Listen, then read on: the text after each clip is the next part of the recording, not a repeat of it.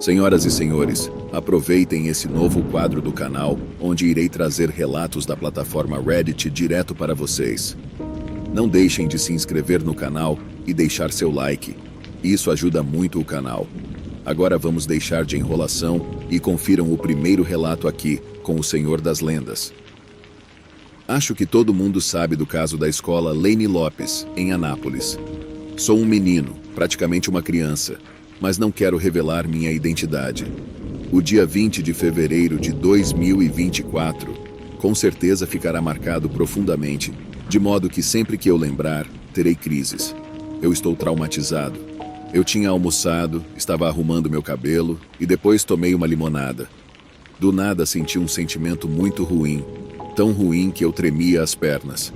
Eu perguntei aos meus pais se eu poderia faltar aula, porém, como já era o esperado, recebi um não. Por muita sorte ou um milagre, minha mãe estava ocupada, então meu pai levou-me à escola. O meu irmão também foi. Estava chovendo, e no caminho avistamos um homem todo ensanguentado. Meu pai levantou a hipótese que alguém teria morrido. Chegando na porta da minha escola, havia uma multidão. Eu acho que nem nas feiras que eu vou tem mais pessoas do que havia lá. Meu pai foi pedir informações do porquê da multidão, e duas funcionárias da minha escola disseram que não haveria aula, pois, em suas próprias palavras, disseram: "Hoje não tem aula não, mataram um menino." Elas disseram com uma entonação de tristeza e de sofrimento. Eu vesti minha blusa de frio, deixei minha mochila de rodas no carro e fui junto com meu pai e meu irmão ver o que estava acontecendo. E assim foi. Entramos no meio da multidão e vi um corpo ensanguentado e cheio de cortes no peito e na barriga. Estava com moscas em suas mãos. Nesta hora eu comecei a chorar e minhas pernas começaram a tremer. Comecei a gaguejar e o sentimento ruim se acentuou. Eu tinha chegado 20 minutos depois da tragédia. Os policiais colocaram aquelas fitas de crime, colocaram uma lona sobre o corpo do menino de 14 anos e meus professores estavam chorando e assustados. Pareceu cena de um filme de Hollywood. Minha professora me abraçou e disse que tudo ia ficar bem. Já minha mãe, que tem pânico, pensou que era eu por algum motivo e começou a chorar sem parar até meu pai ligar e explicar a situação para ela. A cena que me entristeceu mais ainda foi a de um cachorro lambendo a criança que havia morrido, a do policial espantando o cão, e da mãe e da madrasta chorando, quase enlouquecendo. Passados 10 minutos, chegou vários repórteres de várias emissoras. Uma mulher começou a orar, e logo eu e a multidão começamos a orar em voz alta. Depois a mulher deu um discurso sobre violência nas escolas, e no final, todos aplaudiram. A ambulância chegou, e posterior também chegou a Polícia Civil e a Polícia Científica. Como eu estava muito mal, eu implorei para meu pai irmos para casa, e assim aconteceu. Chegando na minha casa, vi minha mãe, minha irmã e meu irmão mais velhos com um rosto triste. E logo vieram as perguntas. Depois ligamos a TV e colocamos no jornal, e vimos a matéria sobre o caso, e descobrimos que o menino se chamava Nicolas, e que ele tinha 14 anos. A história foi que, durante uma partida online de um jogo denominado Free Fire, o guri que morreu e o outro começaram a trocar ofensas, isso durante uma live que estava sendo transmitida no Instagram. Depois, o garoto teria supostamente furado propositalmente o pneu da bicicleta de um outro menino, e aí começou toda essa desgraça. O Nicolas teria ameaçado um outro menino, e os dois teriam marcado para brigarem. A briga com certeza seria somente socos, mas então a mãe do assassino incentivou, e até levou uma faca e um martelo para matar o menino.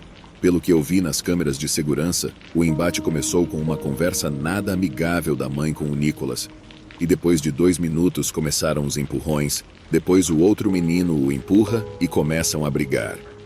O menino, irmão do assassino, estava acompanhado de seu irmão, que tem 20 anos, e esse irmão mais velho esfaqueou Nicolas brutalmente e mais 2 garotos, sendo um de 12 e o outro de 16 anos. Depois disso, eles fugiram. Nicolas estava agonizando e quando foi se levantar, ele perdeu a consciência e caiu no chão. Seus amigos prestaram os primeiros socorros, mas foi em vão, a polícia foi chamada. Eles estudavam no matutino e isso ocorreu na saída da escola. O menino de 12 anos, graças a Deus, recebeu alta, mas o de 16 perdeu um rim e parte do intestino grosso. e permaneceu em estado gravíssimo. O menino que morreu era sobrinho do pastor da minha igreja e ele está arrasado. Eu faltei aula hoje, porque não tenho condições de ir à escola. A cena desta história tornou-se mais um trauma para minhas memórias, pois este ano começou com várias desgraças ocorridas na minha família e pelo mundo. Quando eu tinha uns 6 anos de idade, eu e meus pais morávamos em um galpão. Ele era uma área de serviço embaixo e no segundo andar era onde nós morávamos. Nesse mesmo tempo, minha mãe atendia um bar. Ela fazia tudo naquele bar e meu pai de vez em quando ia lá no bar ajudar a minha mãe. Um dia eu estava lá no bar da minha mãe e uma mulher que mora do lado do bar ligou para o conselho tutelar. E desde então eu não pude mais ficar lá após as 10 horas da noite. Todo dia eu ia lá com meu pai, e quando dava 10 horas da noite, ele me levava em casa e me deixava sozinho até eles fecharem o bar e virem para casa. Em uma noite dessas, era uma sexta-feira, dia que tinha churrasco e ficavam bebendo lá até de madrugada. Deu umas 2 horas da manhã e eles não chegaram. Aí eu ouvi um carro parando na frente de casa. Eu achei que era eles, mas não era. Eu fui na sacada olhar. Olhei para baixo do galpão no primeiro andar e tinha um homem alto de terno olhando para o portão. Eu fiquei paralisado, olhando para ele por uns 15 segundos. Daí eu me toquei e entrei para casa. Lembro que tranquei a porta e botei uma cadeira nela achando que ia adiantar. Passou cerca de 20 minutos e meus pais finalmente chegaram. Na hora eu não contei nada e só falei sobre essa história ano passado com 11 anos de idade. Fiquei semanas sem dormir direito e tendo pesadelos com esse homem, mas hoje já superei e já não moro mais nesse galpão. Em 2019 ele foi demolido e desde então eu moro do lado de um outro galpão que construíram no lugar dele. Às vezes ainda lembro dessa história e fico com medo. Existe uma casa velha e abandonada que ninguém se atreve a chegar perto. Há muitos anos atrás, uma família se mudou para lá em busca de paz, mas encontrou um horror inimaginável. Coisas estranhas começaram a acontecer. Barulhos de passos à noite, móveis se movendo sozinhos e sussurros que te deixariam com a alma gelada.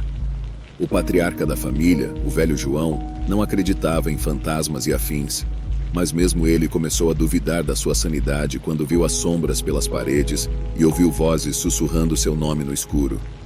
A esposa, Dona Catarina, estava convencida de que havia uma presença maligna na casa, mas o marido ria dela, achando que era só coisa da cabeça dela.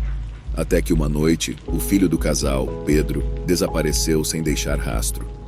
A busca durou semanas, e a angústia e desespero da família eram palpáveis. Um dia, João acordou no meio da noite com o choro do filho ecoando pelos corredores da casa. Ele seguiu o som até o sótão empoeirado, onde encontrou uma cena que jamais sairia da sua mente. Pedro estava de pé, olhos vazios, balbuciando palavras incompreensíveis. O garoto se virou para o pai e seus olhos estavam completamente negros, como 2 piscinas de escuridão. João gritou e recuou, mas antes que pudesse sair do sótão, Pedro emitiu um grito horrível e o pai caiu no chão, imóvel. Quando finalmente as autoridades chegaram à casa, encontraram João morto e Pedro em estado catatônico. Eles nunca conseguiram explicar o que aconteceu de fato naquela noite. A família nunca mais foi vista e a casa ficou abandonada, um símbolo do terror que tomou conta do lugar. Dizem que, se você passar perto da Casa dos Lamentos durante a noite, pode ouvir os lamentos da família ecoando pelo vento, como se suas almas estivessem presas naquele lugar amaldiçoado.